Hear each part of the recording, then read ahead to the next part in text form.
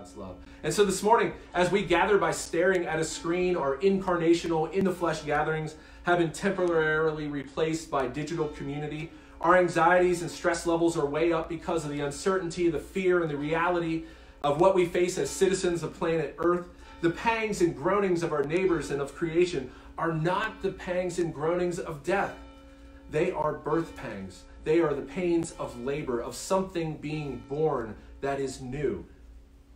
And for a time, those pains may be as close to being unbearable as we can imagine. But if we put our faith and trust in God, they lead to new life. I believe that God is doing something new in our church and in our world, and that this is a time for us to pray and to discern what it is about how church will look differently as we move away when things get back to whatever the new normal will be down the road.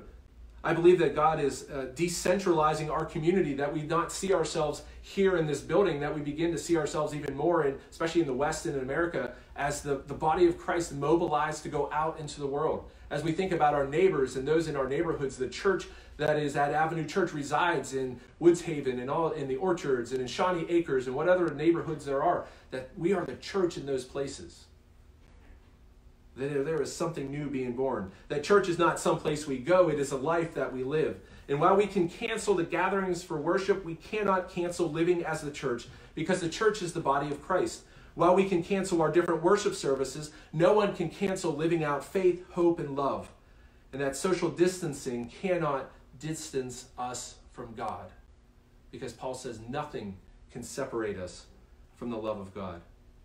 So in the midst of this crisis, and whatever crisis that comes next, because there will be something next, let us remember that in all things, God is working for the good.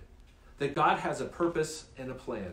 And let us take confidence through Christ that we are conquerors, and that neither wildfires, nor locusts, nor COVID-19, nor unemployment, nor underemployment, nor divorce, nor cancer, nor fear, nor quarantine, nor anything else in all of creation will be able to separate us from the love of God through Jesus Christ. And so